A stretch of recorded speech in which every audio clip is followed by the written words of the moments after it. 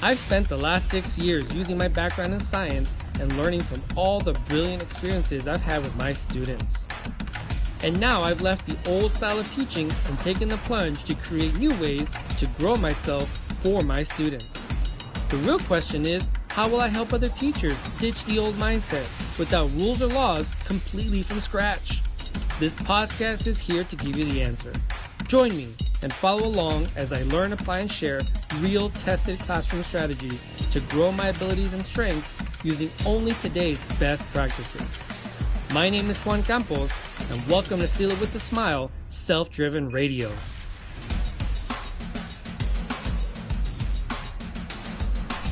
And welcome to Self-Driven Radio. My name is Juan Campos. Thank you so much for joining me here on the podcast, which you can actually watch now on YouTube. Super exciting that that's there. So make sure to subscribe, not only here on the podcast, on iTunes, on Apple Podcasts, on Google Play, on Stitcher, on Spotify, but also hit that subscribe button on the YouTube channel as well, so you can get every week the brand new podcasts that are going to be coming out. Now, my first guest with the new rebranding is an amazing woman. She's super talented. Her name is Kyle. She's not only a yoga instructor, she's a recording artist, she's a author, a children's book author. She's a certified yoga coach. I mean, the woman knows Buddhist scriptures. She's just an amazing human being. But more importantly than that, she is all about channeling energy and understanding people and understanding herself. She is literally the epitome of self-awareness.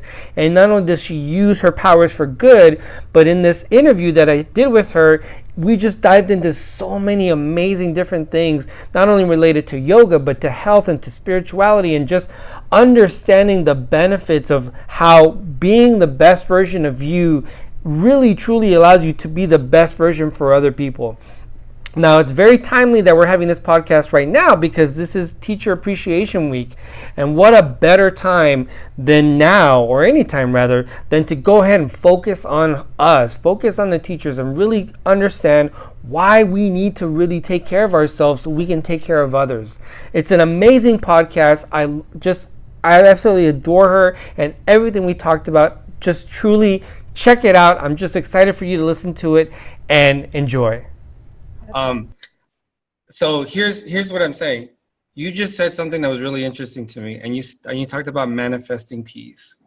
Because I think so many people think that they have to find peace, that they have to like go to a peaceful place, that they have to like be around peaceful people, but nobody ever thinks about or talks about like manifesting peace. Like that, like when you just said that, I was like, oh man, that is so awesome. Like you were playing music right now, and the music was just so calming. And when I was listening to it, I was just like, wow, that's like putting me in a specific mood. So how do you manifest peace? Like, what does that mean to you? Manifesting peace, I think, is, as I try to describe, because I teach yoga, Right. that inside of us is a peaceful realm, a palace, a world, and we have access to it, and it's our job to cultivate that and not suppress, not ignore, not get running around and attacked, psychically or emotionally. It's a practice. It's a practice of putting on frequency music that has the right amount of frequency to calm your brain waves. And so if it's a beautiful harp or classical music, or going to your yoga practice and breathing and making it safe in your body. When you make it safe in your body, you actually start developing internal peace, and that begins to emanate outwardly, because once you're peaceful and joyful in yourself, you start seeking peaceful things like calming music around your house and candles and baths and self-care. And it all becomes a world of wellness. Okay, so let me ask you a question. Do you think if someone can, like you said, start manifesting that peace? Because I mean, the peace that you're talking about, I mean, that comes from within you, right? I mean, like, so how do you find that? Like, how do you look for that? Because everything that I'm doing with the goal of this podcast is to help people, especially teachers, look for the fact that everything that you can cultivate around you starts with you. Yeah. And it's exactly what you just said. It starts within you and then it comes out. And I love that you said that, because your inner peace can affect the peace of others, right? Oh, it's so transmutable. People are vibrational. So if you are calm and you are centered, your child will respond to that. And your environment will respond to that. Your external world represents your internal world. And I just think we have such an external focus in our society of consuming, of never being enough, always needing more. And it's a very opposite approach, very countercultural, to sit in yourself and be still and say, I am enough, I am abundant, I have enough. I'm going to develop this in myself. I And then it love that. radiates. And then the chills come to your arms or tears to your eyes. As my yoga teacher once said to me, that means your soul got the message. And that's Wow. how we are, these antennas of energy. And if you invoke that in yourself, which takes training and just a little bit of discipline, but I call it the right work. You could go your whole life and work so hard, but in the wrong direction. But if you Mm. channel the right work and it's authentic and it is, it is confronting. Like, you know, when I go to yoga or I teach people yoga, they are immediately like, I can't touch my toes. And, you know, there's just, and I say, that's okay. Just actually accept where you are. That's the real foundation. The most important thing is learning to breathe. And then from that, you access deeper levels in yourself of tranquility. And that's what begins to share and change your life. Wow. I literally, I love, I can't find a single word that I don't agree with, because I mean, you're 100% correct. And just, there's just so many thoughts I have right now. Um, so how did you get to where you are right now? Because you have a very, very interesting story. I mean, seriously, and that's part of the reason why I wanted to talk to you, because I feel very strongly that, you know, every teacher isn't in a classroom. You know, life can be a teacher, and you have all these different people that affect you in different ways, and you know, lessons can be taught in all sorts of ways. But your story is really interesting to me, because you got into teaching yoga in, I guess, I don't know if you would call it an non-traditional way, but I didn't get into teaching in a traditional way either. You know, and so kind of just tell me a little bit as to how you got into yoga, you know, a little bit of your background. And because I mean, you're not just like a yoga teacher. I mean, you are like a world traveling yogi. I mean, you go around the world, and I don't want to get too far into it, but just, you know, kind of tell me how you got started. Um, okay, so I initially grew up without yoga. I did not even know it existed. So it couldn't have been further from me as far as what this practice is. So that's where I really encourage everyone at any point can tap into this, especially in the West, because we didn't grow up with this knowledge. Right. But I was very musical since I was very little. And I really believe, I didn't know what meditation was growing up, but I really think through piano and singing and writing music, I was able to really meditate. That became meditation for me. However, when I went to pursue my life, my career in music, because I loved it so much, it created a very intense, manic kind of emotional swing where I was super high creatively and would go to these beautiful, peaceful realms in my mind and play piano.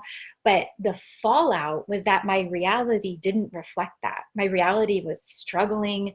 I lived in LA. It was a really high and low existence. So I really started battling anxiety and depression because the world and my world didn't represent the music I saw in my head.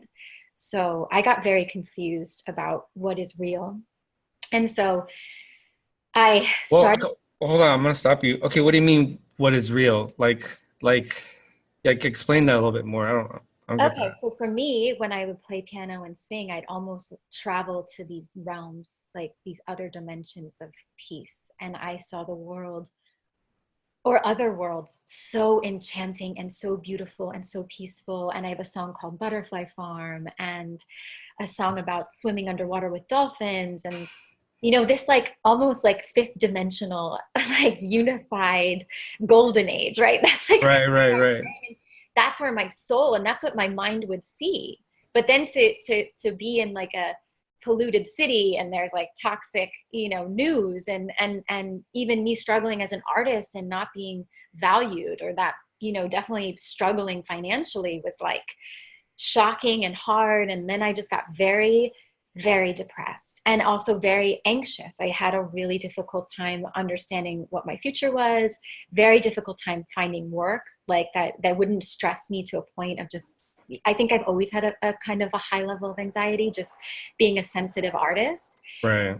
So I started taking yoga for free in this park. And I noticed, first let me say I was extremely frustrated when I started. I came from New York. This to me wasn't a workout. I didn't get it. I was really angry that the teacher wouldn't say things in English. So there was a lot I had to overcome. Like, I didn't become this Zen person immediately. Okay. Okay. No, but that's honest, and that's real, and that's good. And I mean, my hamstrings were tight. So in some ways it was really difficult to me and a challenge, but also in my ego, I was like, this is not a workout though. And so I was frustrated, but I would ask for advice with other people who seemed to really enjoy it. And I got great advice. And one of my friends, a musician, said to me, and I tell this to everybody, she said, when you get started, your mind is like a pinball machine of like lights, and the pinball machine's pinning all over, and those are your thoughts. And I'm like, yeah, I'm agitated, I'm mad at the teacher, the pose is like uncomfortable. And she said, okay, well, eventually keep showing up, and that pinball machine will become a ping pong match. And she goes, and eventually when you really learn to breathe and just learn to listen to the instruction, that ping pong match will slow, and one day that ball will go still, and you'll experience stillness in your mind. Once she gave me that visual, I think I had a complete awakening within the next couple of classes. And I remember laying down at the end, and my thoughts were as beautiful as they were when I made music. Wow. So then I realized my body now is the instrument. Instead of the piano, I'm going to actually tune my body and strengthen my body to calm my mind and start traveling in my mind as I do musically. So then I just became so engrossed with, why does this work? Why did I never get taught this? Why am I a better person after this practice? Like, so much more calm, easier to learn. I just started to discover myself faster. So I just then simultaneously thought, everybody needs to know this. And these hurdles that I had endured for years, because I didn't have a teacher, I just showed up. Like, I just thought, I have to tell everybody I know. And that just became part of what I do now. That's amazing. No, that's absolutely amazing, because I think you touch on something that a lot of people aren't always aware of, and that's the disconnect between your mind and your body. Because, and I am by no means anywhere near on the yoga level that you are, but I've done it for a while, and off and on. But I do know that, your feet don't touch the ground. Your hands aren't doing everything that you want them to. We don't walk right. We don't sit right. We don't breathe right. We don't eat right. And all these things over time start to compound on each other to the point where we are not really connected with our bodies, and our bodies don't end up doing what we want to do. And it's frustrating. And when you're in a profession, or when you're in a situation where you're trying to get people to do for you, or trying to be an example for you, if you're not even connected to your own body, if you're not even able to, like, tell your body, oh, I want you to do this, or you have chronic back pain or whatever, I mean, it's going to be hard for you to get the results you want, and to find people that are going to listen to you when you can't even get your own body to do what you want it to do. Well, first of all, it's amazing that you have the awareness of the back pain and and needing to cultivate that in yourself first and foremost. So many people I meet don't even know, and they've already reached an age now where there is severe back problems and severe posture problems and dis-ease in themselves, which can lead to disease. Right. So we live it's not our fault that we live in a world, in this society, that puts us physically up in chairs, up in a bed, up in a car, hunching over, texting, driving, typing, up in an airplane. When are we ever just on the ground? When are we ever truly in a ground, squatting, bending forward, opening up our backs? Like, these are such archetype postures that we do as babies Oh, and wow. are really natural to us. And then in this modern world, we just don't get into those positions. Basically, what I feel like we've reduced ourselves into are like two postures, sitting and standing. So the body can do over 900 postures if we start to breathe and open and play. But the problem is, with that rigidity in the body comes rigidity in the mind, and we reduce even our own awareness of it until perhaps it's not too late. It's never too late to undo that, but to a point where we're just really stiff and tough and tight. So again, not our fault. And I think the workout craze of the 80s was bodybuilding, and we started to covet a certain body type that really worked surface muscles, biceps and shoulders and 8-pack or 6-pack abs. So it's not our fault that we didn't actually celebrate the different body of the open body, the flexible body, the body with good posture and breathing. And now we're starting to see, oh, that's a very healthy body too. It's not about the big shoulders. Can my shoulders actually relax and open? And can I do a back bend? And they say you're only as young as your spine is flexible. So Oh, I like that.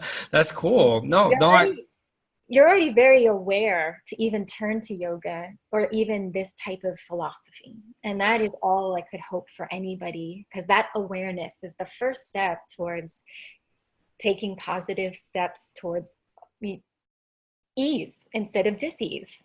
oh, 100%, 100%. And it's funny because, in the program that I created, and I know a lot of people don't look at this, but one of the things that I suggest for teachers and for anybody really is, whenever you're in a stressful situation, just taking 5 deep breaths can just completely recalibrate a situation, it can completely help. I mean, there's so many times where I've been in a situation, just with my kids, and we're going to get to, your practice right now, but I can even take a room full of like teenagers, and if we do 5 deep, clean, cleansing breaths, start shallow and go deeper and deeper, deeper, by the 5th breath, everybody is just in a completely different mindset. And because we don't breathe, because like you said, we're just so anxious, and we're not aware of how much we're not doing for our own selves, because we're just so busy trying to get from point A to point B to point C to point D. I just, like I said, everything you're saying is just like boom, boom, boom. It's just hitting like everything that I agree with. It's so awesome. Even your 5 breaths, like I just took right now, because like we just can get excited and then work anxiously towards what we're trying to do, but that is not being present. So you doing 5 breaths actually brings you back into your body. It signals to your brain we're not in danger, because you have to think about why we're programmed this way. Like, why do we run on adrenaline and caffeine and fight or flight and go, go, go? And I think primally that's when we were just more in danger, perhaps. I don't know. But I try to tell people, you need to learn to breathe so you can literally chemically tell your body, we're not in danger. There's no tiger coming at us. So we have now the energy to heal ourselves. That's why yoga is so healing, because what you're doing is, through the breath, calming it, changing the nervous system to the parasympathetic nervous system, and that promotes self-healing. So instead of your body putting out fires and pumping out adrenaline, it's actually going, oh, let's go heal the kneecap, let's go heal the organs, let's go heal, like, just it has more energy to dedicate to healing yourself. That's why yogis look so young.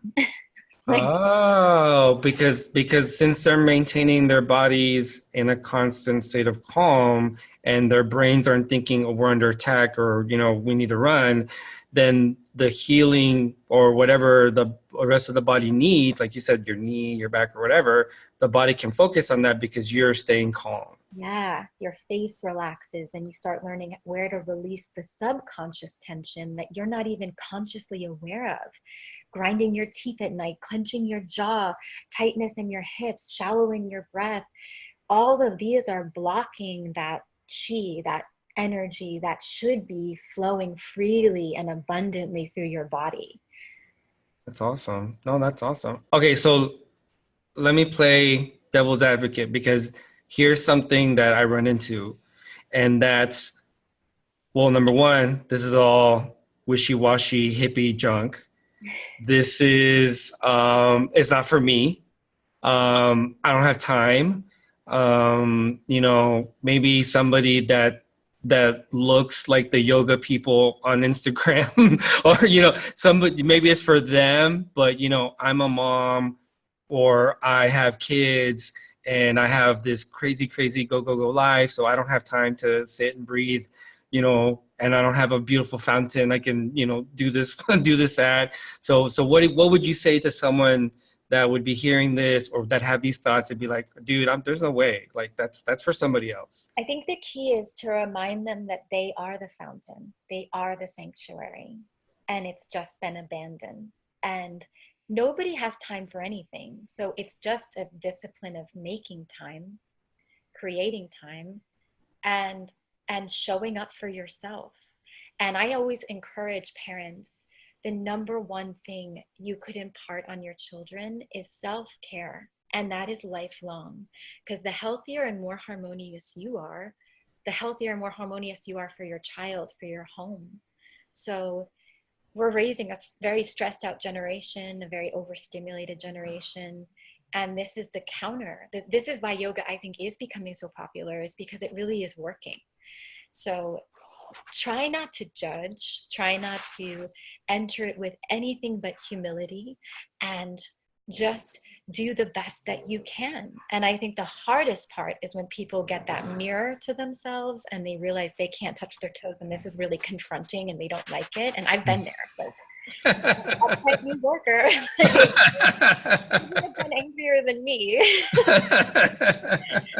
and just take the little treasure of what you could that day. And if it was that you did it for 1 minute, or you laid there for 1 minute and you breathed for 5 breaths, it's just the starting of that gentle discipline. That's so And then awesome. find ways, as I always tell my clients as well, where you find joy, because that really gets silenced, I think, in the modern world, in the busy family. It's like you stop doing things that feel really good for you. You stop reading a book you really want to read. You don't even maybe know the book you really want to read. You don't take a nice soak in a bath that's very grounding, very ionizing. If you take a salt bath, soak your muscles, just quiet moments for yourself that can ground you really fast. Cook that recipe you like get interested, get interesting, become your own teacher of the things that make you passionate and fulfilled.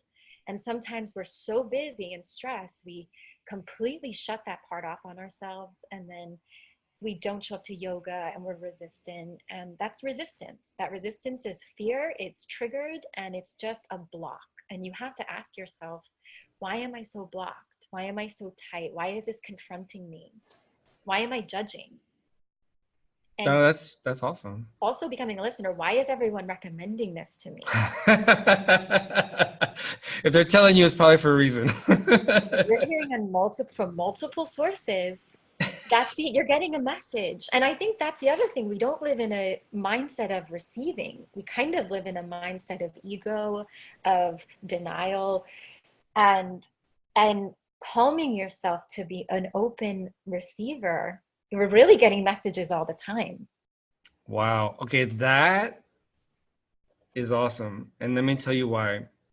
Because I feel strongly that part of the problem, and I don't want to say it's a problem with teachers, but what I want to say is, generally speaking, as adults, we're not really good at listening to children.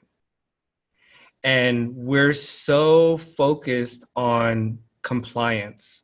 And we're so focused on, you got to do this and you got to do this. And if you don't do this, you're not going to go into Harvard and you're not going to get a good job and you're going to be on my couch for the rest of my life. When what we should be doing is exactly what you just said.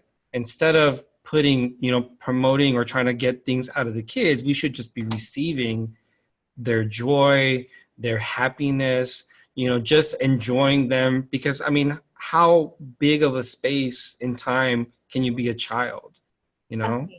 Everything, I could cry because what you just said is exactly why, and I'm going to grab it, but that is exactly why I wrote my book, because I started teaching yoga to families and to children. And I remembered sitting in the grass with them in this beautiful sunlight.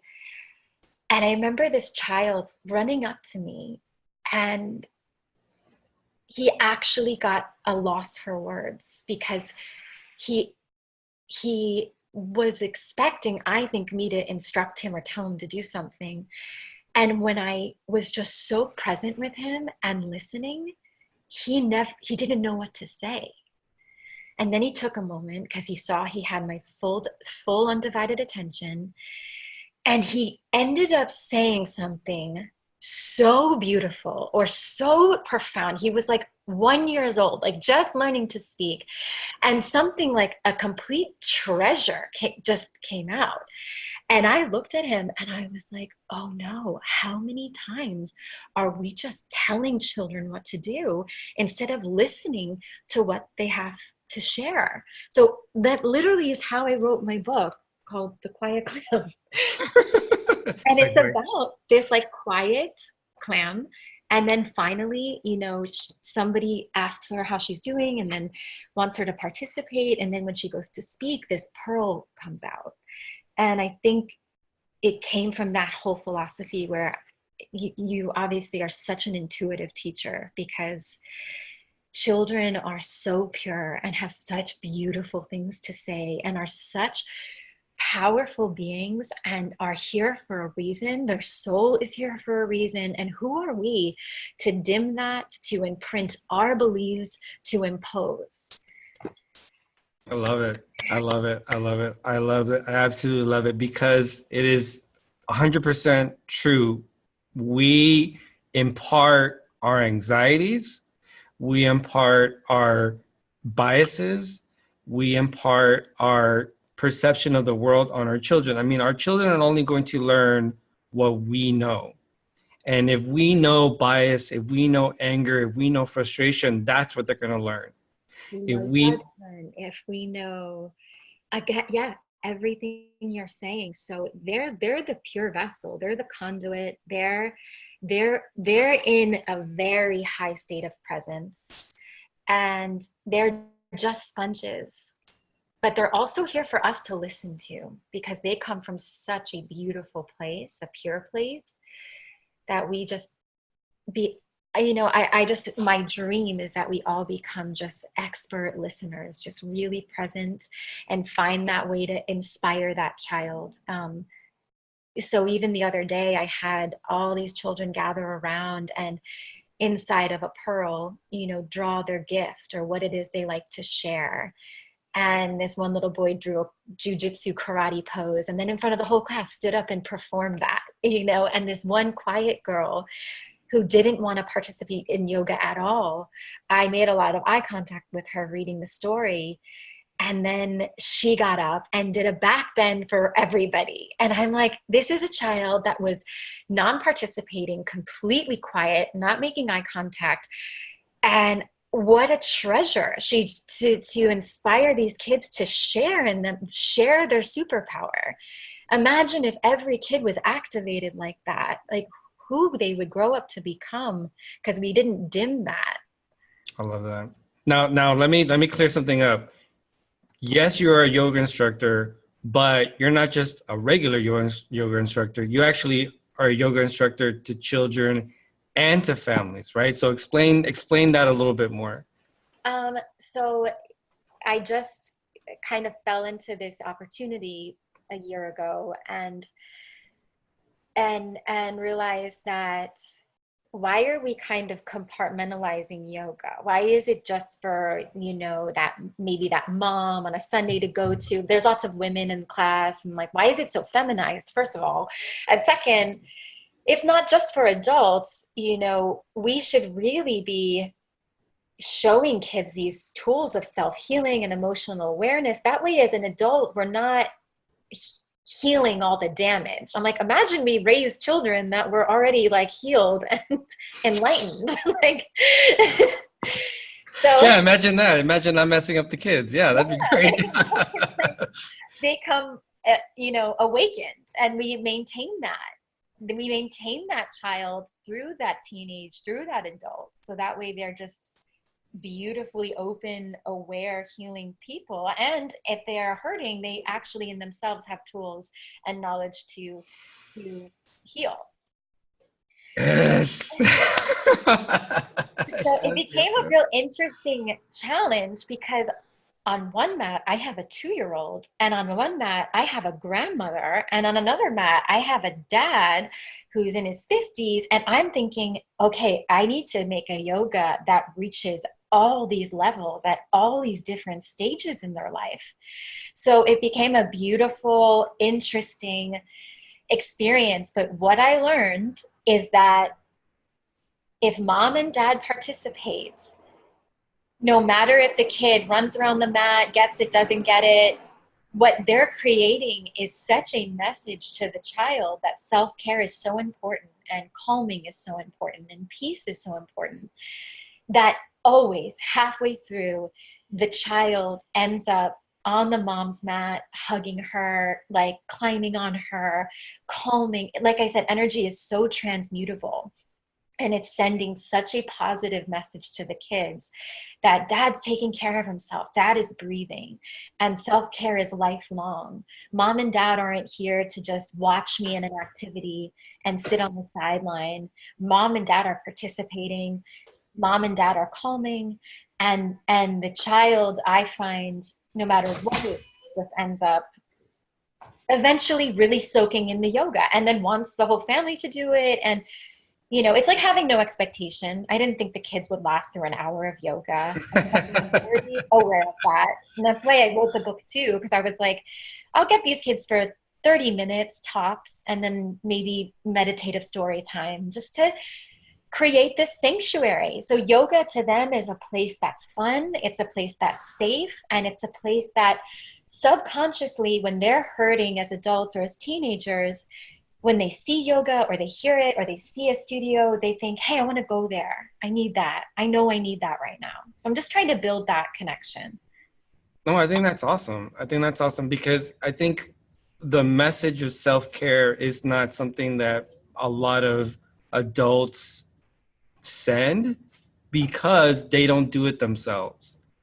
Yeah. One of the most important things I think that an adult could ever send to a child, and it is, I mean, we're talking just in general terms, is the ability to say, hey, you know what? I'm worth taking a minute and taking care of myself. If I need to, take 5 minutes, if I need to get, a drink of water, if I need to just say, okay, right now I can't really deal with this right now. Let me regroup, let me refocus. We don't do that. We don't do that for themselves. And so we're constantly, as adults, generally speaking, stressed out, worried and all this kind of stuff. And what you're doing and what you're saying is basically saying, no, no, no, no, no. We need to take that time. We need to show these kids that, because how are they going to learn if we don't do it for ourselves? Exactly. Exactly. And no, who doesn't benefit from mom glowing and feeling well and being blissful and dad feeling calm and centered and strong? That is what the bond of love, I think, is like the component in the family. And maybe my own desire for it is just my parents are extremely hardworking. They were always sacrificial and gave us everything. And, but, you know, I just never really saw many windows where they really put themselves first. And then from that, they were frustrated, they were tired, they were exhausted. And as a child, all I would want is my dad to feel good and be happy and my mom to feel beautiful. I mean, that's what a child wants in their parents, because if mom is happy, baby's happy. Dad is happy, the house is happy. And we're just trying to create happy memories. So when you grow up, you think of home as the sanctuary. So that theme of sanctuary to me is a very strong one, and it starts internally. Is your yoga classroom, is your yoga area, do you consider that a sanctuary? Yes. And I also think not only inside myself, oh my God, the second I'm on my mat, the second I connect to my breathing, I really changed the way I talk to myself. I used to have a very angry, yelling type of voice in my head that I learned in time wasn't even my own voice. You know, it was my sibling calling me names. You know, finally in yoga, I was like, that's not even my voice. That's how my sibling talks to me. Like, what is my voice saying? It was such a system override. And so now when I'm in class, I actually ask my students, when you're in this moment, who's this voice speaking to you? Is it kind? Is it loving? Is it your biggest fan? Or is it angry? Is it a parent? Is it, you know, pressure? Is it working against you? And just really take a moment to observe that inner voice. And I invite you to silence it if it's negative and just start speaking more lovingly to yourself. That's what creates that sense of joy again, being in your body again. And the body is meant to move in these poses, and it's very liberating, which then liberates your mind, and you start seeing the world a little differently. And then your whole world begins to change because you allowed yourself to enjoy yourself. Is it important to be kind to yourself? It is dire to be kind to yourself. Wow. Okay, why dire? Why such a heavy word? Because imagine what you could do if you were your own biggest fan. You're not helping yourself, working against yourself, hating your thought process. That hatred, that anger, because you don't look a certain way or your body isn't doing a certain thing, that is such a counterproductive way to nurture and encourage and awaken higher levels of being. If you become your biggest fan, if you start to cultivate joy, that changes the quality of our thoughts. And my biggest talent, I think, is that I am a beautiful daydreamer. And in life, I don't know if that was really valued because obviously in school, running away with daydreaming meant, you know, I wasn't a great student.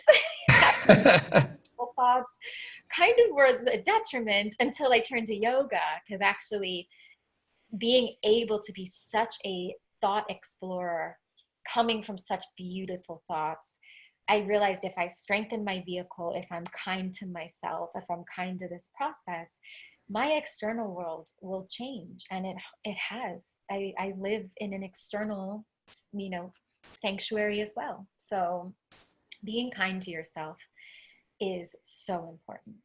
And I love that you said that, because when, you know, and you talked about this a little bit, when you have students who come in with these voices in their heads of other people talking in their minds, or this negativity, what you're saying is basically, if we can learn to be kind to each other, or to ourselves rather, and focus on just saying, hey, it's going to be okay, you're okay, You don't have to look like this. You don't have to have that car. You don't have to have that kind of house.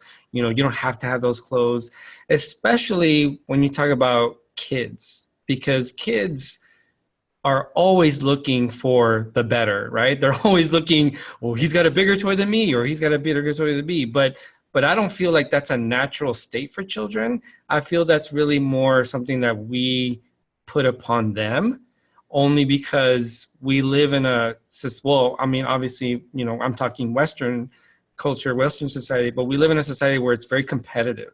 Oh, And yeah. Oh, we are a competitive country, a competitive culture. It's created this sense of capitalism and, economy, and environmentally a very destructive imbalance of the concept that we are enough, we are fulfilled, there's enough for my neighbors, there's enough for me. And so look what it's done to our oceans. Look what it's done, the selfishness and competition that we need to, not only do I need to beat the next guy, I need to send him to the back, like it's really crushing mentality. And really it's like, I just, what I really treasure about learning yoga is the true fundamental that it is your own practice to show up to listen to yourself. I know in America we struggle, and many men that come to the practice and look at the person next to them get very competitive and think, oh, I can do that and I can do that harder and more. It's like this whole culture and conditioning of that. So to teach kids this really sacred method of, it's not about anybody else, it's about how you feel today. It's about you cultivating this kind of wellness in yourself, to silence yourself, to center yourself. That, I think, is the beautiful response to this competitive world we've really been conditioned to survive in. And I just I'm not a very competitive person, so having this place where I can show up just for myself became a very joyful moment for me. And even with yoga nowadays, it does look very competitive. I mean, it's even marketed a little competitive with just how the women look and how the clothing is. And, there's a lot of yoga teachers out there. So it might seem like a very, even so I'm saying this to even people who want to become teachers or are curious. So it may look like that, but the fundamental authentic yoga is just about you showing up and listening to your breath, listening to your body, getting quiet, getting centered, getting grounded, and honoring where you are. That's how I built my own personal practice. I wasn't trying to be an acrobat. I was just like, she can do that. I just want to take a child's pose and rest today, or cry here, or like do whatever happens. Some days I push myself and some days I don't. It's just about listening to yourself. And I love that you said that, because and you've talked about this, I mean, several times, but being present, it's so hard for people to be present. And you said this, there is no other being on this planet that is more present than a child. I mean, children are 100% present. I mean, it is all about now. It's all about what's happening now. I'm hungry now. I want this now. So what could we do? I mean, obviously yoga is the way, but like, what could someone do to say, okay, how can I be more present? I mean, what is there anything that you could recommend, just kind of off the top of your head? It's simple acts of mindfulness, cultivating that discipline of, and I say a gentle discipline. Honestly, that's why I love the yoga so much. It's because it's a gentle discipline. You're not at a gym running 7 miles. You know what I mean? Like, you can go really at your own pace. It's lifelong. It's just showing up for yourself. There's different ways to be mindful. Always learning, always being a student to yourself. Taking you time. Showers can be very, very meditative. The music, I said, like slower frequencies, listening to sounds of nature, really becoming an expert listener. And I think that happens internally first. I think because I really learned to listen to myself and not the other voices in my head, and even have the realization that that wasn't even my voice, and finally hearing myself truly allowed me to become a better listener to others. So Okay, so it's what does that look like? Okay, listening to myself. Okay, like, let's say I had a horrible day at work. I'm in the car, I'm on the drive home. I gotta make dinner in 30 minutes, get home, kids, kid failed his class or didn't do good in school, or had an incident in school, the laundry's not done, we have to go to soccer practice, where am I gonna listen to myself in all of that I'd say in the chaos? drive, you put on the peaceful, tranquil music, you do some breathing.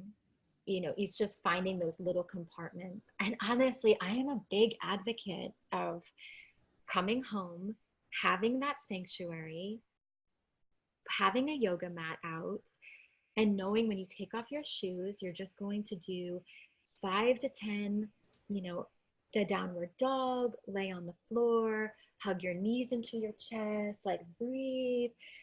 Seriously, those 10 minutes take you from a frenetic brainwave of, if people, I think we're in beta brainwaves all day, which is a very frenetic, earthquaking looking type of wave.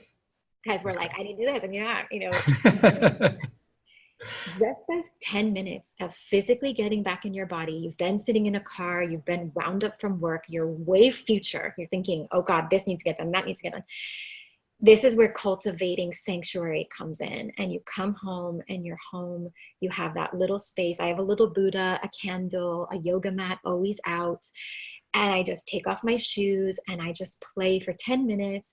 Or I take a shower, and then after the shower, I put on some oil, get on the mat, do 10 minutes of just breathing, centering, calming. And then no matter what comes your way, you've changed your brainwave into an alpha wave, which is more meditative, smoother, and your ability to focus and do the right work, okay? Really tidy up the laundry, really address the situation with your child at school. Have him meditate with you, ask him questions, because now you're calm. Now you're not in a million directions. You're with yourself, and you are well, and you are grounded, and you can hear, and then, oh, this kid pushed me and I reacted. Or, whatever the dynamic is, or I got really embarrassed because of this. And then you can emotionally hear your child's conflict. And I think from a much clearer place, have a conversation. Wow. Okay. So go home, kick off your shoes, tell your kids, hey, come with me, sit on the mat. We're gonna do child's pose. We'll go into downward dog, upward dog, hug your knees, you and your kid, or you and your kids, all, or you, mom, dad. Okay, everybody, we're gonna take 10 minutes. Like, all of these poses are cures, are emotionally intelligent as well as kinesthetically intelligent. So it's just to put you back in alignment, back into your body, your breath, your mind, and your spirit. That's how you eventually would like to walk through the world, not all fractured, not all fragmented, and not all future minded. And then there's also things that are going on in your past that you're carrying. So it's like, when do we have to fight for that space to change our world? And these little, like I said, life hacks, biggest life hack I could give anybody is have a yoga mat rolled out. If it's there, you might leap on it, even for like 5 minutes. There's plenty of YouTube videos, there's plenty of beautiful sounds. And if you just start inserting these moments in your life, you just become a better being to deal with. The stress will never end. The to-do list is endless, but it's how well you are completing these actions. How present are you? I love that, because I think so many people are searching for the right thing. We're looking for an external answer to an internal question.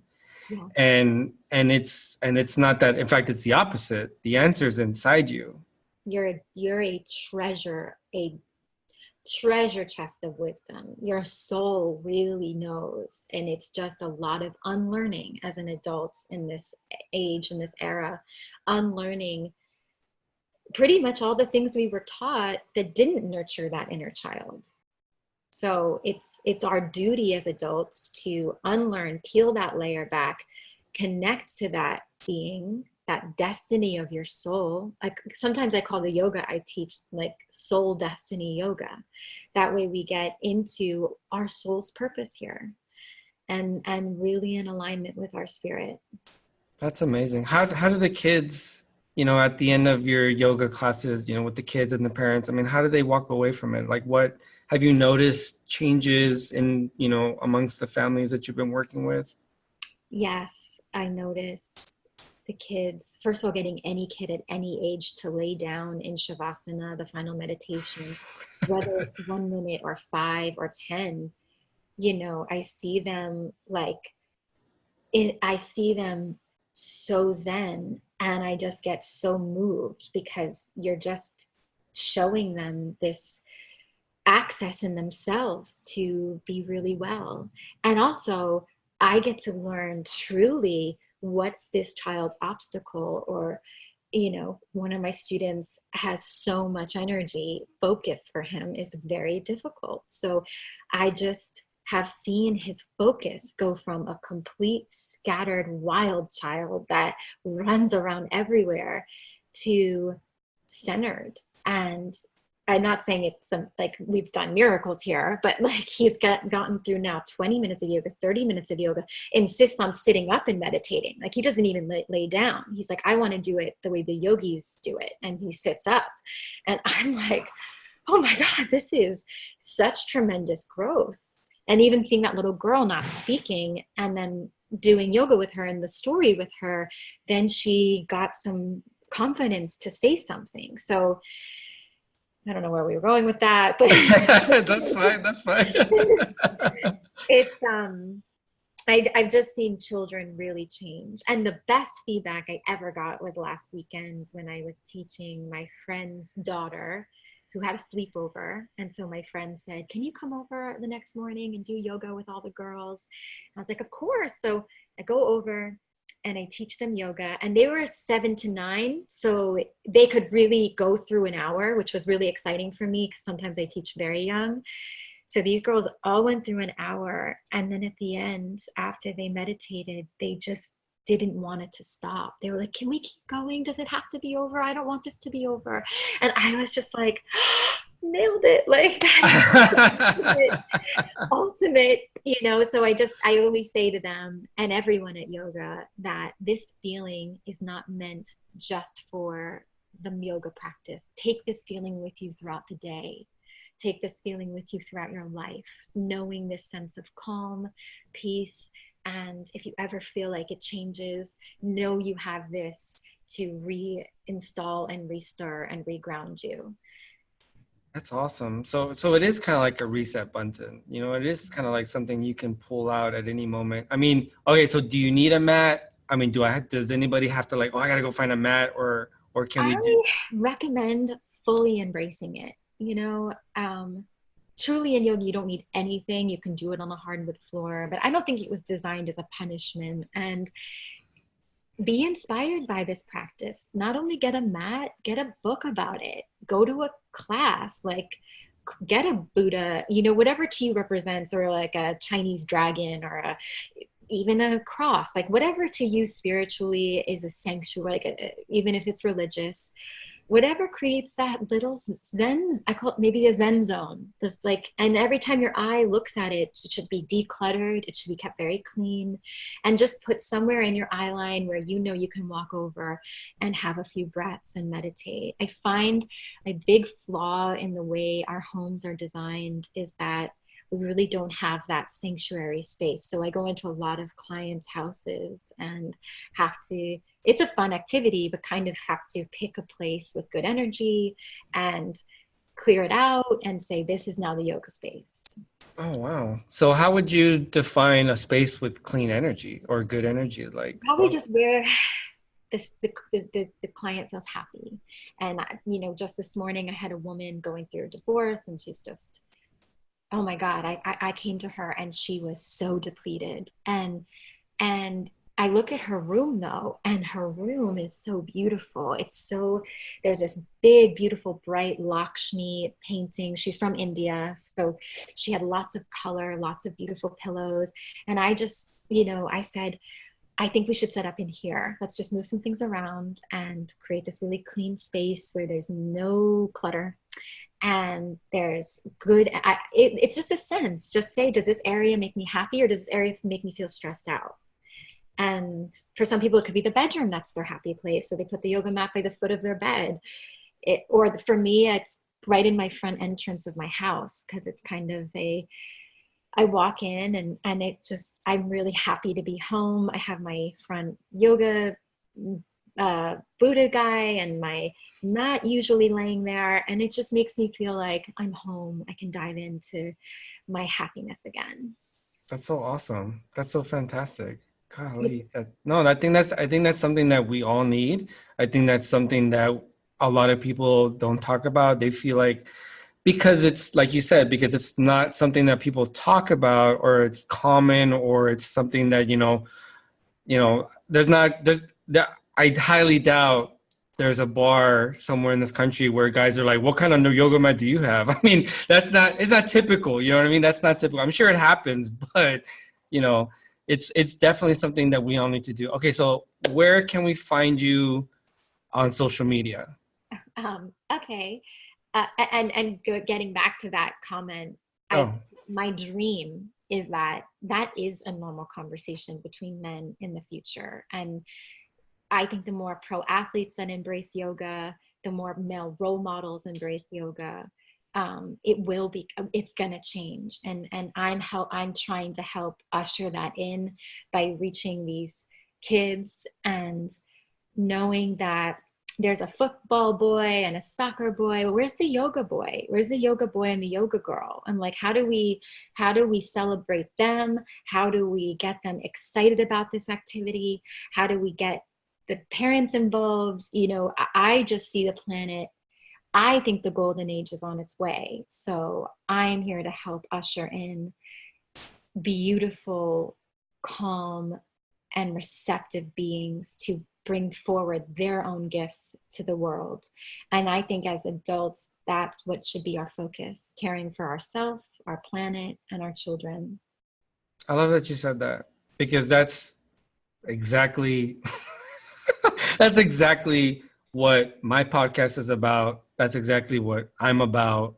Not to instill myself onto other people, but rather say, hey, you have something inside you. There is something great about you. And I want to facilitate that out of you, give you a sacred space in my classroom, give you a sacred space with me, and allow you to express your fullest potential and create those opportunities, because when you create opportunities for people to express themselves, it's I mean they're gonna always exceed your wildest expectations, because you're gonna we're always gonna limit other people by what we think of them, as opposed to, like you're saying, listening to people and just create the space, And not judge. just create.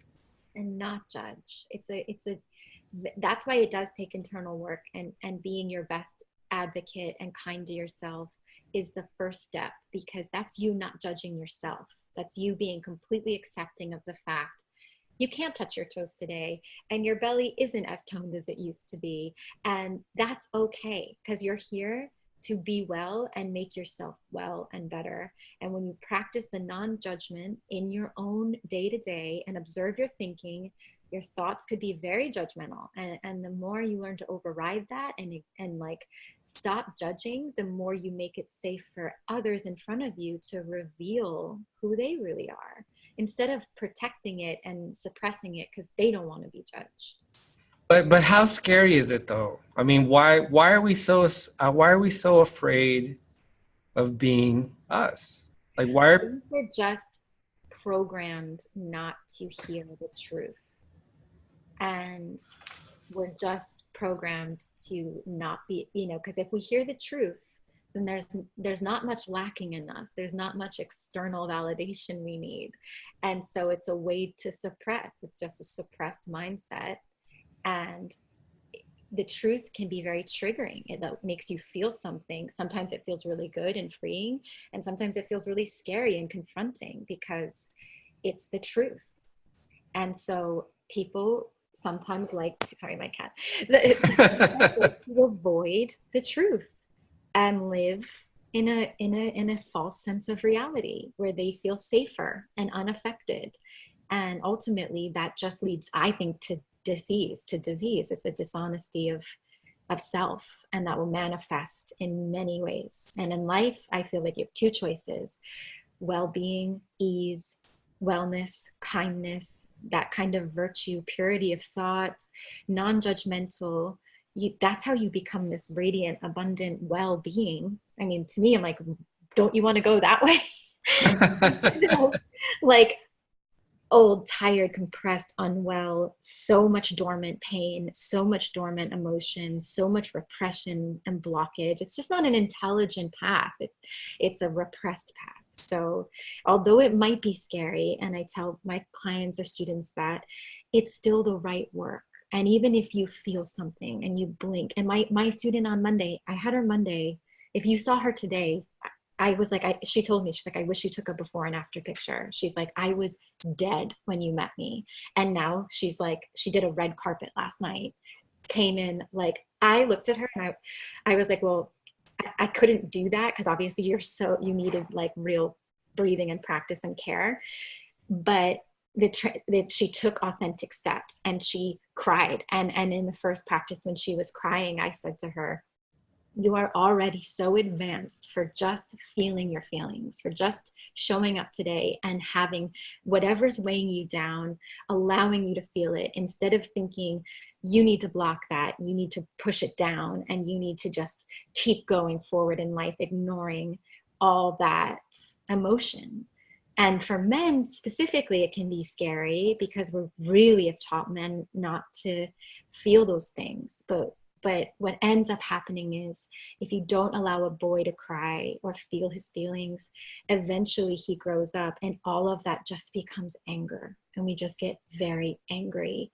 And there's no intelligent way for him to release his fears, his worries, his sensitivities, because we didn't make it safe for him as a child. Wow.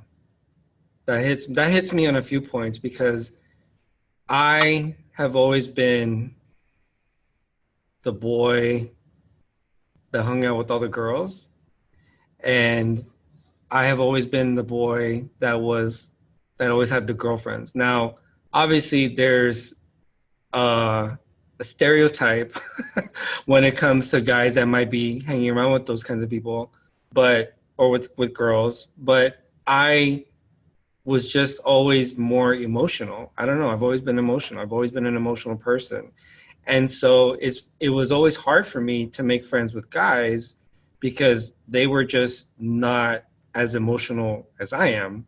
Or I felt like there was always this like competition.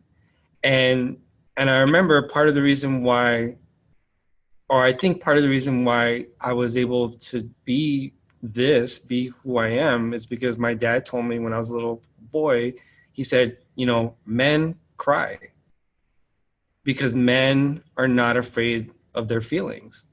If you're a man, you're not afraid of anything, and you should never be afraid of your feelings. And that always hit me.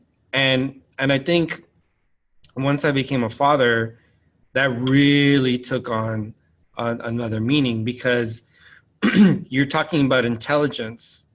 And I don't think we understand how intelligent understanding our emotions is, because it takes a certain level of acceptance to just say, okay, guess what? Right now I'm sad, and that's okay. Mm-hmm. It is, yeah, our emotional intelligence is absolutely a huge part of our well-being. And it's so amazing your father gave you that confidence or advice, because I just, it's not always still embraced in our lives. No. No. No. But I mean, but I, And because of that, look how channeled you are. Look how what a great teacher you are to make that you give that same safety, I think, to your students, because you were allowed to feel your feelings. and I agree with that. And I think that's one of the things that's lacking in education, because we're just so concerned about getting a grade. When I have a student who didn't sleep at all last night because he because he had to stay up all. This is a true story. I had a student whose girlfriend had their child, and he hadn't slept for days, and he hasn't been sleeping for days. So when he comes in and I see him and he's exhausted, happy, excited, Yeah. fully embracing this new change that has happened in his life, but just completely drained, Yeah. because he's just like, oh man, I didn't have sleep at all, and this and that. For me to be like, okay, well, here's your worksheet and here's your PowerPoint present, and here's what we missed, and like, I can't do that. I can't do that, because only because, and it's any child, it's any child. I mean, my children's bedtime is 8, but we don't go to bed till 9. And I know it might be frustrating, because I know they need to sleep, but when they're so full of energy and they want to tell me and they want to talk to me and they want to show me this, and we're reading a story, I have your book, and we read it, and when there's all that stuff that's happening, I don't want to cut that off. I don't want to. I mean, obviously there's logistics, but there's a point where you just gotta be in that moment. Yes. And it's always just an in the moment judgment call, and that's all we can ever do. It's like, I think the mistake we make is to not be in the moment and come from fear, or come from, just like I said, schedule or lack of understanding with your own priority and agenda, and impose that. It's just not really fair to the child, and the child that wants to bond with dad and tell him about the day, or the child who is newly a parent and going through a major transition in life. And really, you just caring already is the biggest lesson ever, the biggest moment of reprieve for that child or student. And that's all, as a teacher, we could ever do, is be that safe place, that reprieve, that moment of just listening to what their needs are, or just respecting where they are, who they are, no matter what their age is. And it's just honoring them, honoring yourself, honoring them. What do you say to someone that says they're kids? What do you mean honor them? They're just, I just need them to do what I tell them to do, and to shut up and to move on, and we'll They're move on not with life. just kids, they're beings, and they're important beings. And they are the beings that are going to grow up and bring forth the cure to cancer. And if one shifting thing I do or say makes this kid an unbelievably switched on, I will not dim that. I will not be that force that shuts that down. It's my duty to wake them up, to have them learn from themselves, to have them learn to trust themselves and be. That's the thing. I don't think we give children enough credit. Maybe they don't have great judgment because they've got a lot of energy and they're not very developed yet. But as beings, why wouldn't we honor kids and children? It's just doesn't make any sense. There's too much darkness in the world. So if we have the opportunity to create lightness with these beings, like, we need to cultivate that. It's our job. That's awesome. You know, I really feel strongly that, and I don't think there's a lot of adults that feel this way on purpose, but I feel like the biggest threat to children are adults. We are the biggest hindrance to their growth and to their development. And when we are not allowing them to be who they are, like you just said, well, who are we? So, I mean, what can we do? You know, how can we stop that? My whole mission is to create that safe place as you are. It doesn't take much, I think, to keep a child enlightened. Like, it just takes a positive encounter, a positive word, a positive story, being a good listener, just believing in them. You'll remember when you get believed in. It creates a pathway into your talent, or why you were believed in. It creates a muscle memory or some sort of connection. And there will be times kids come in and they're different, and something went on in the house or at school, and it's our job to be channeled, to be clear within ourselves, to serve them and say, what was the issue? What happened? How can you explain this? And how can I help? And where are you hurting? And, just being, that's how we do it. Just being a good listener and being an example. And in that is so much power, so much protection.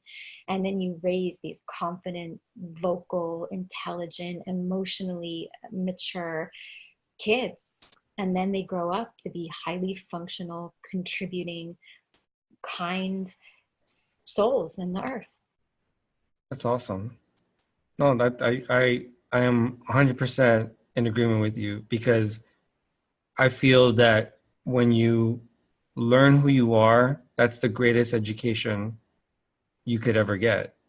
And we're so focused on the mechanics. And I'm not saying that's not important, but It's such a narrow yeah. view and such a broad, like, we're experiencing earth.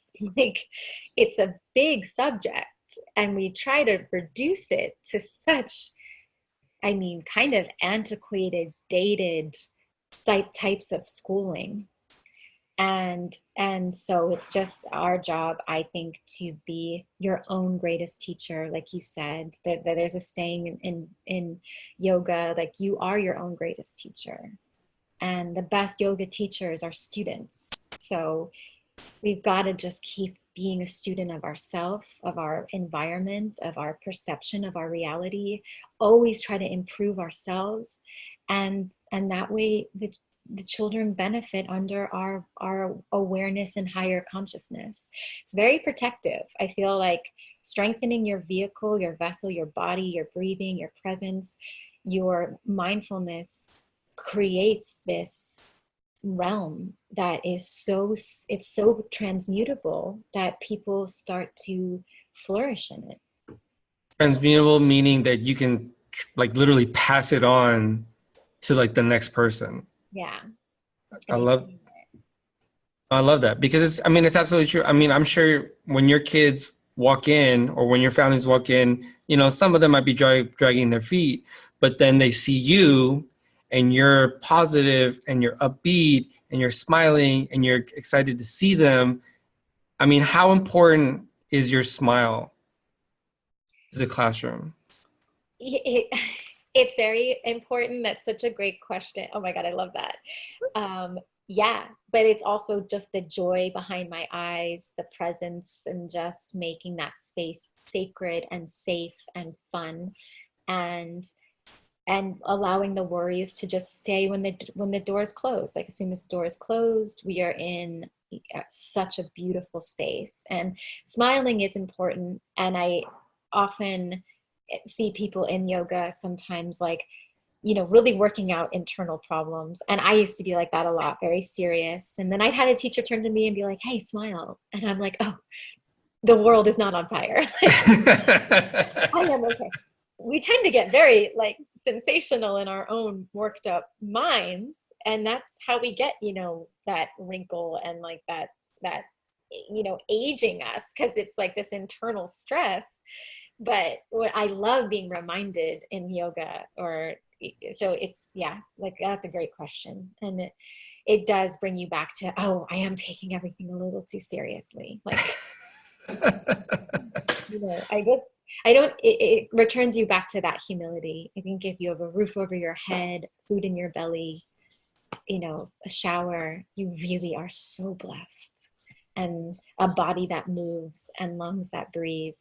Why not have a beautiful mind and start cultivating from there this beautiful life? That's awesome. No, I think that's fantastic. And, you know, this is a journey, right? I mean, this is something that you have to practice every day. Like I said, or like you said, the gentle discipline. And it's something that has benefits that just touch every single part of your life. Yeah. But it's that internal reflection. You might know that feeling when you tidy up your house or clean your house. It has such an energetic effect. Your mind is a lot calmer because your space is organized, and you can then start really focusing on the next thing you need to do. Your body is the same way. So in yoga, vinyasa means to place in a space in a special way. So you're just taking physical poses and aligning your body, your breath, your bones, your muscles in a special way. And that creates a system of unifying and peace. And eventually it just resonates. You said something that I think is really important, and that's unifying. Are we unified on a daily basis? Like, can you say that most people that you interact with, are their thoughts and language and actions lined up? Are they completely, congruent in everything that they're doing? Um, I always can tell by their eyes. And the way I know is I'll get a little into the science of the yoga. Okay. But basically, when you remember, if you're making eye contact with someone, which first of all can be kind of invasive, I don't know if we live in a culture that really like gazes into each other's eyes. But if you see somebody's eyes and they're going back and forth, like making eye contact with you in conversation and like kind of eyes darting around, basically what's happening is they're using two sides of their brain. So the right and left side separately. Now, through breathing and yoga, what ends up happening is in the middle of our brain is this bridge called the corpus callosum. And through correct breathing, that blood begins to flow between both sides of your brain. So now your brain starts working together as one engine. And you no longer need to look back and forth because you're not analyzing and breaking things apart. Your subconscious is now bringing things together. So you actually start to look out through the world like a child does. If you look into a child's eyes, they're not darting back and forth. They're just blinking at you in like a stare. Because their brain is working together. So again, that's kind of the science behind the fragmentation of who we are and how we operate. That's an operating system.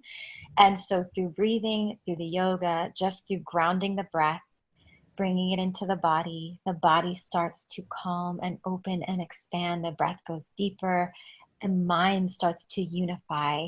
It stops breaking things apart. It starts putting things together. And now you start getting a very much higher level of awareness. Once the breath and the mind and the body start working unified, then the spirit gets invoked. And then you just live in a realm of unity. Yoga means to link. It is a physical practice of linking these compartmentalized parts of us that became separate programs and turns it into one. And that way we can then start using that to link us to our dreams, to our real destiny, to our path, because we're so aligned, we start calling in that next forward step. So many yogis are aligned, I find, and then, regular day-to-day people who haven't had this manual, this instruction on how to awaken ourselves can live in very compartmentalized places, as do I. It's like I don't wake up just this unified vessel attracting abundance and I am probably one of the most scattered people around. So for me, it's an active practice to settle, center, unify, and come from that place. So again, it's just a practice of it, but that's what's happening from a science level, from a philosophical level, and a spiritual level. Oh, so this is real. So basically, like, if anybody had any doubts. Oh yeah, I mean, I guess what I hopefully said before is I was very frustrated when I started, totally dismissive, completely an ego, like didn't get it, but knew it was changing me for the better. So then that's why I personally got obsessed with learning about it. I mean, I didn't just start showing up to yoga. I started getting certified and continuously study it. I find it such a fascinating practice from a scientific standpoint to a spiritual standpoint. Um, so I wanted to continue to learn every angle of this.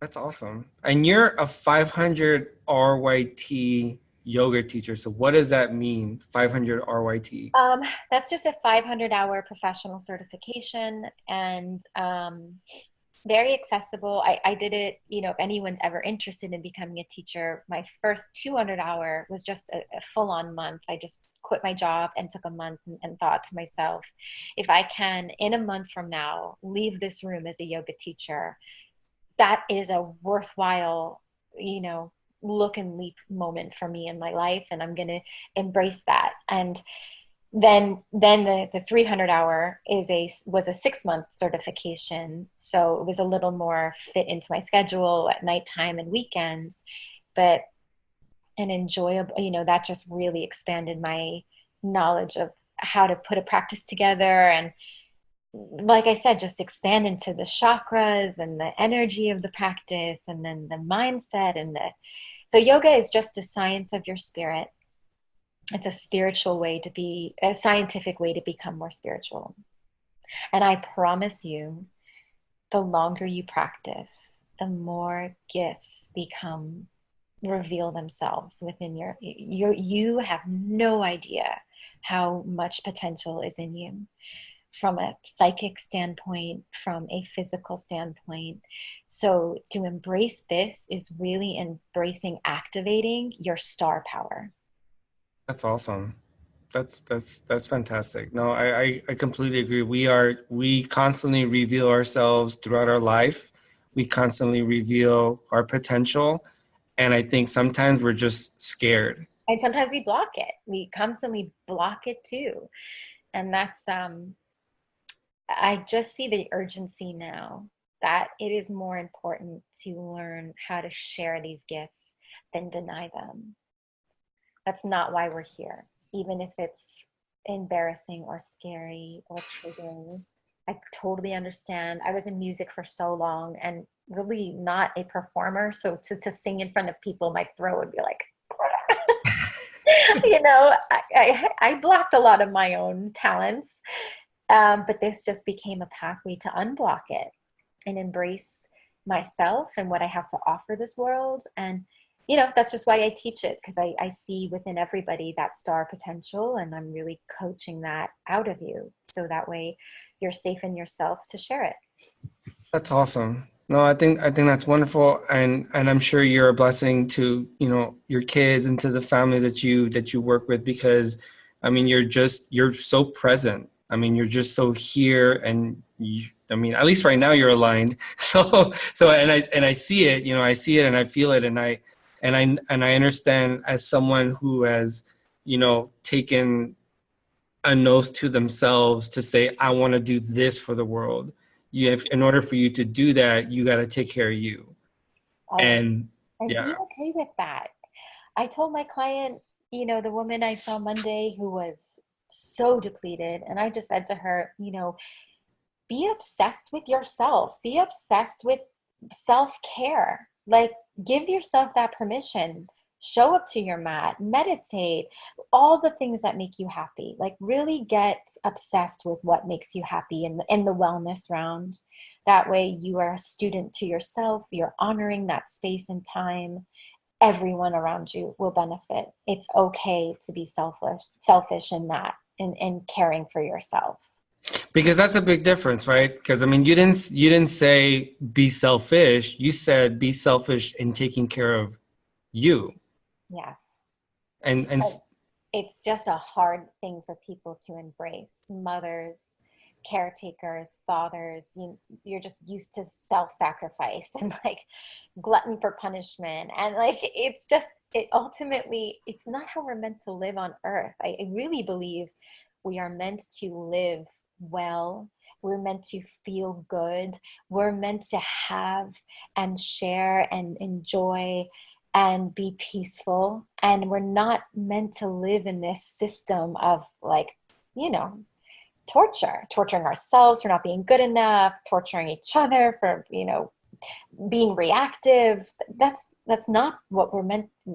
I look at it like if your soul picked here to be this world with rainbows and islands and dolphins and stars and, you know, books to read and food to eat and flowers, like if you think about how heavenly earth really is, your soul came here to have a vacation. Like, stop ruining the vacation. I have never heard that, but that is, wow. Okay, so we're here on vacation. And I think once you allow that thought, you'll really see how beautiful this planet is, how beautiful your life path is. Perhaps, I hope, encourage and inspire you to go on that trip, see something, create that bucket list, and live in a sense of peace, but also a sense of an insatiable desire to experience, and mostly in yourself, and then also in the things that make you happy. That's awesome.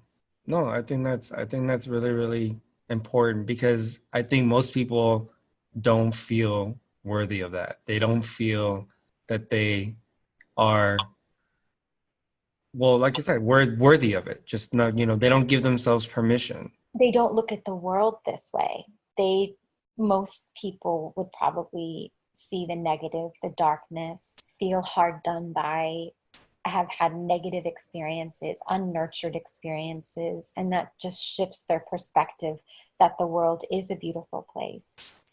But what really is the beautiful place is your heart and your mind, and everything else is in a reflection of that. So really invest in developing that in yourself with love and care, and finding your happiness. That's no one else's responsibility. And then from there, shift into, like I said, why your soul is here and what kind of trip do you want to have. Do you have to be tough to be happy?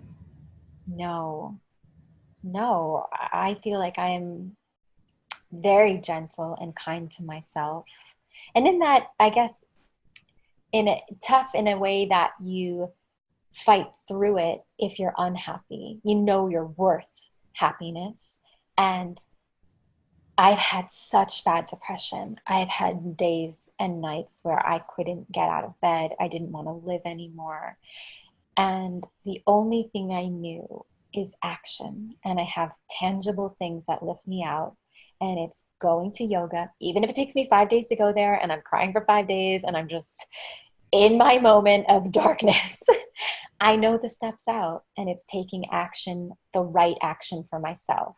Cleaning, doing yoga, reading something I love, maybe just turning off, negative relationships or even positive ones and just going internal for a moment, writing.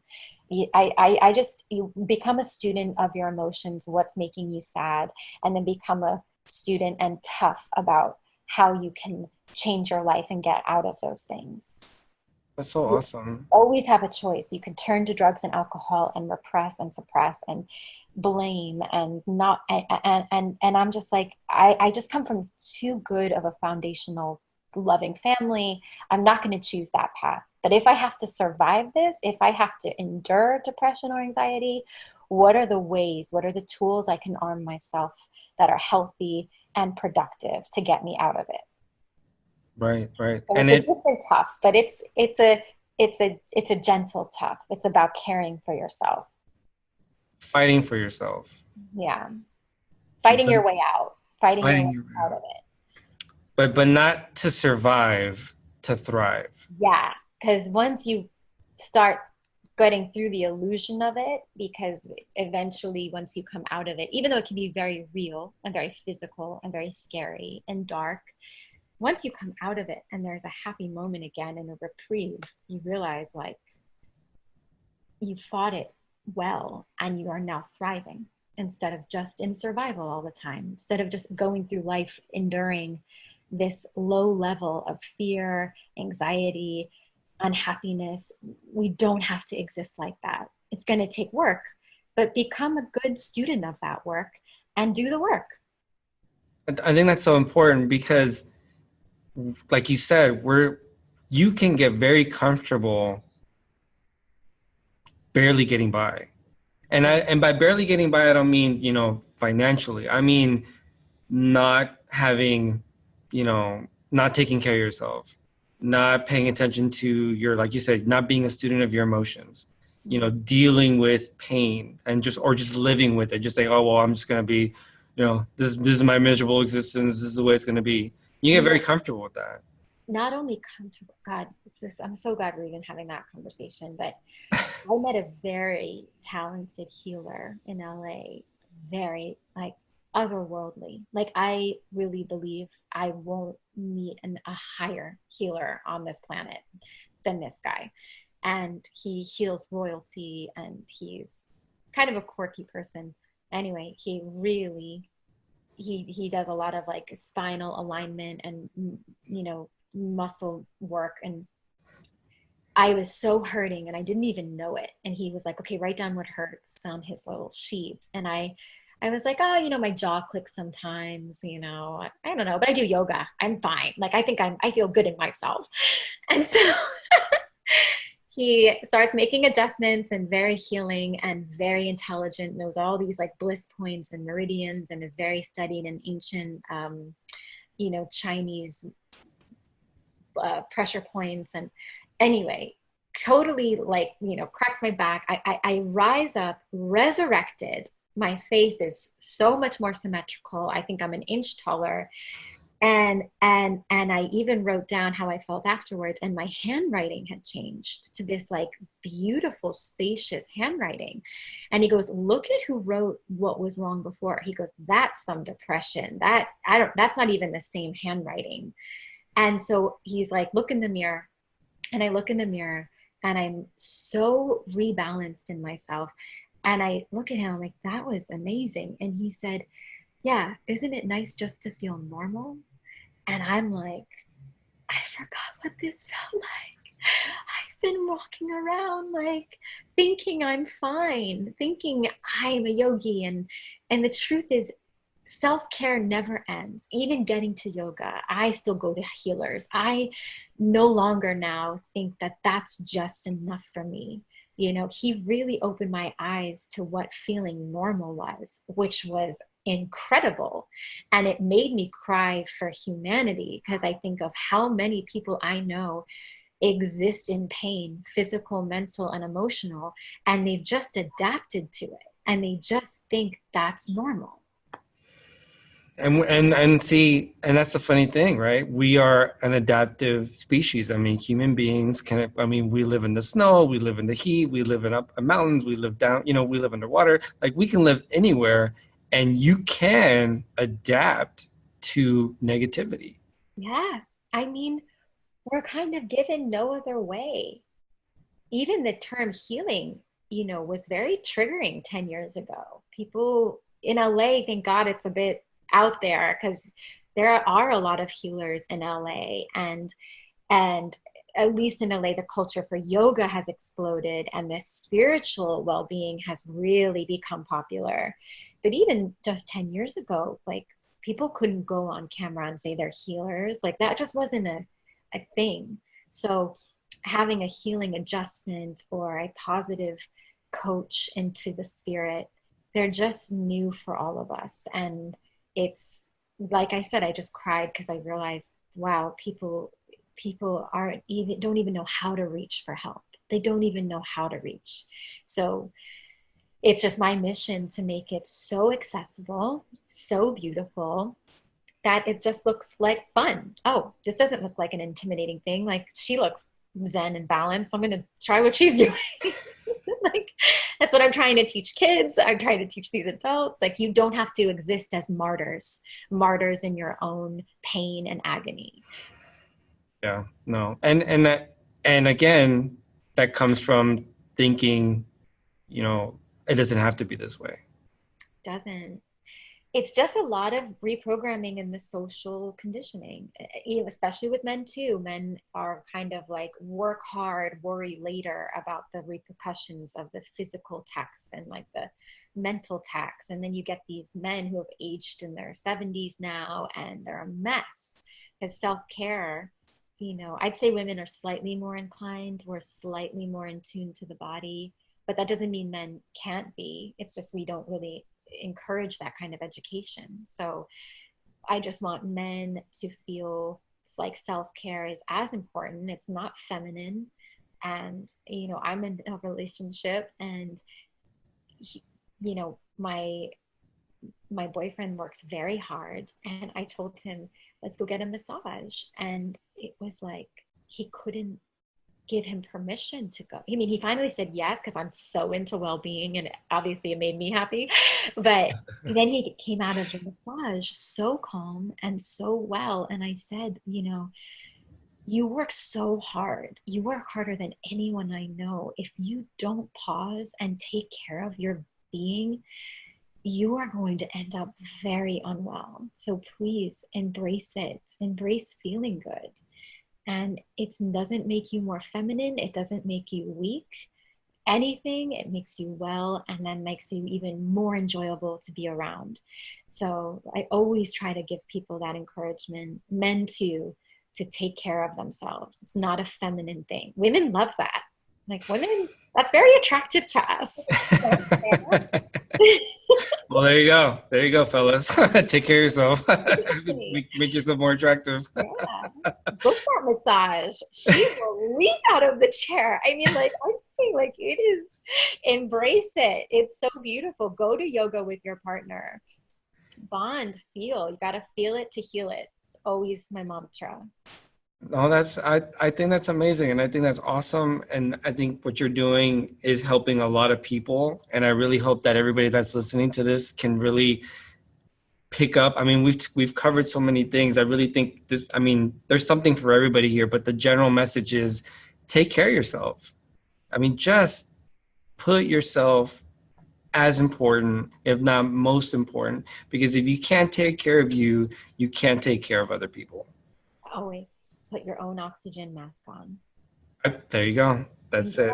get obsessed with that. Get obsessed with what that looks like to you, what that feels like to you. If you love to paint as a kid, go paint. If you love, stop avoiding those things that were your gifts. You know, that's really, you touch on something because I feel as though we're entering a new phase where we're redefining adulthood. And as we redefine adulthood, I think we're starting to understand that being an adult doesn't mean you can't play. And and because I really feel that with my students, I mean, we just have a good time. Like I mean, I get excited half the time more than they do about what we do in class or with my kids. With my kids, I get excited about doing just goofing around and having fun and just being silly. And I think sometimes we feel as though because we have a mortgage or a car payment that we can't do that. But I feel to gain whatever, I mean, to be successful in life, you have to play because when you don't play, like you said, you limit yourself and you prevent your thoughts and your creativity. You stifle who you are. And I think it's important for us to grow, but never grow up. Yes, yes, exactly. You nailed it. Play, play is everything, and just taking care of yourself. And it like that. I think that sense of play is that sense of joy. Just what makes you feel good, what makes you inspired. Inspired means to be in spirit. So whatever keeps you in spirit. That's so awesome. That's so awesome. Kyle, thank you so much. This has been amazing. This has been absolutely amazing. And where can people find you? Okay, so my Instagram is yoga, because I'm a yoga teacher, with Kyle, Kyle. So yoga with Kyle is, something, it's a really easy way for me to connect. Anytime I have, news or a book or a song or a link to share, I put it in my Instagram. So you can DM me with questions. My email is yoga with Kyle. Anything that's coming through that you have questions or blocks or need to know, you can always message me. Yeah, because it helped change my life in the most beautiful way. So I just want everyone here on earth to feel like they're on vacation. And really, yoga isn't what people think it is. I mean, it's more. It's way more than what they think it is. I mean, like I said, I'm not as a consistent practitioner as I'd like to be, but I'm definitely hit my mat today after talking to you. Don't worry. It's lifelong. It's lifelong. And some days it will be more present in your schedule, and then there are some months it isn't. But the point is, your awareness for it is in you, and when you're really down, you can leap on that mat, and it becomes its own journey for you. But it is play, so always remember that. Try not to be critical of yourself if it's hard. Just know you're moving your body into different shapes. Changing the geometry of your body changes the geometry of your spirit, the realm of your awareness, and your whole life becomes enlightened. That's awesome. That's fantastic. The book is The Quiet Clam. And like I said, we bought it. I bought it for my kids. It was an amazing book. I highly recommend it. You can find it on Amazon. And check it out. It's super worth it. And thank you so much, Kyle, for this time, for your presence, for everything that you're doing. Amazing conversation. Thank you. Thank you. And in yoga, we say namaste. Do you That's know right. what that means? No. It means I see the light in you. That's awesome. So, namaste. Bye. Wasn't that awesome? Wasn't that absolutely amazing? I just want to thank Kyle so much for your energy, for your wisdom, for everything that you brought to that interview. It was truly a blessing to have you. So make sure to check out Yoga with Kyle on Instagram. She's on IG. You can look at her book, her children's book, which we have, and I read to my kids. You can check out her music. She has retreats, yoga retreats. You can check out her yoga stuff. Just, again, an awesome lady with a lot of impact that she's making upon the world. And let me tell you, thank you for listening, because truly we need to talk about this kind of stuff. We need to talk more about our energy. We need to talk about our awareness. We need to talk about how taking care of ourselves is in the best interest of our students, because when we take care of us, we can take care of others. So please, please, please, whether it's a yoga practice or whether it's meditation or whether it's drawing or coloring, whatever it is that brings you that peace and that harmony, do it. Do that thing. Do that thing when you come home, and center yourself and focus yourself and take care of you, because the better you are, the better our kids will be, the better everybody will be. So thank you again for listening to this podcast, for checking this out. Make sure you hit the subscribe button. Make sure you pay attention to everything that's going down, because there's more stuff on the way, and we will catch you. But before we catch you next time, remember, no matter what you do, no matter where you go, no matter who you interact with, don't forget to seal it with a smile. We'll catch you next time. Hey, want to create your own self-driven classroom? Check out sealitwithasmileschool.org. There you'll find out all the information you need to know about my online course, The Self-Driven Classroom, The Queen Bee. Transform yourself, transform your classroom, transform your life.